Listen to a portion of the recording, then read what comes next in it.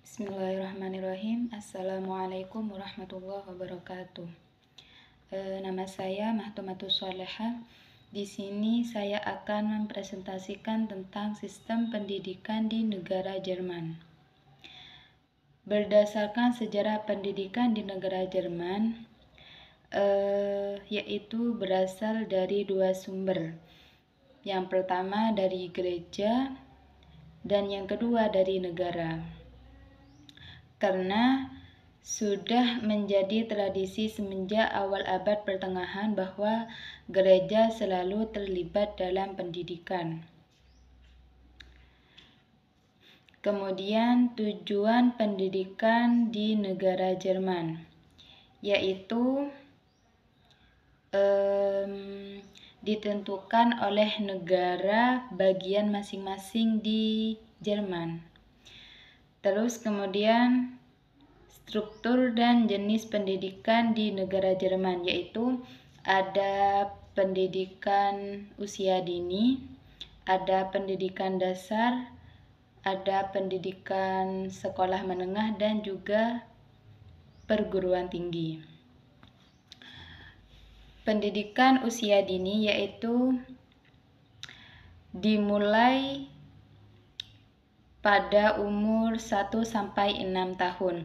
Jadi di Indonesia itu sama kayak PAUD, kemudian TK. Terus kemudian sekolah dasar, yaitu mulai dari anak usia 6 tahun sampai 10 tahun. Jadi di negara Jerman sekolah dasarnya itu hanya menempuh 4 tahun. Tapi berbeda dengan di Indonesia. Kalau Indonesia kan 6 tahun. Kalau di Jerman 4 tahun. Kemudian sekolah menengah yaitu ada SMP dan juga SMA. Sama dengan di negara Indonesia. Kemudian perguruan tinggi yaitu untuk mencapai gelar sarjana atau magister. Kemudian yang ketiga yaitu manajemen pendidikan di Jerman. Yang dimaksud manajemen adalah suatu proses perencanaan atau pelaksanaan dalam mengelola sumber daya manusia dalam segala hal. Kemudian di manajemen pendidikan ada biaya pendidikan. Kalau biaya pendidikan di Jerman hampir semua yaitu ditanggung oleh negara. Seperti itu. Yang kedua yaitu personalia. Personalia bisa dikatakan dengan proses pelaksanaan untuk memenuhi kebutuhan manusia, semisal SDM seperti itu. Kemudian kurikulum yaitu suatu proses atau pelaksanaan program pembelajaran di negara Jerman. Dan yang keempat yaitu sistem ujian dan sertifikasi. Kalau di Indonesia kan penentuan sistem ujiannya kan ada ujian nasional atau semesteran atau UTS. Kalau di Jerman sistem ujiannya yaitu hasil analisis dari siswa tersebut. Jadi suatu ilmu yang ditalarkan sendiri atau di dalam pikiran sendiri siswanya yang memenuhi sistem ujian di negara Jerman tersebut. Kemudian yang kelima yaitu pengajaran nilai sikap dan bukan pengajaran nilai raport. Kalau di negara Jerman yaitu mengedepankan tentang perilaku seorang siswa atau sopan santunnya seorang siswa. Jadi penilaian nilainya yaitu yang paling penting dari sikapnya, bukan dari nilai atau hasil pencapaian suatu siswa dalam mengerjakan suatu ujian mata pelajaran. Bukan seperti itu, tapi nilainya yaitu berdasarkan dari sikap sehari-hari di dalam kelas, di dalam kelas kepada guru atau kepada temannya.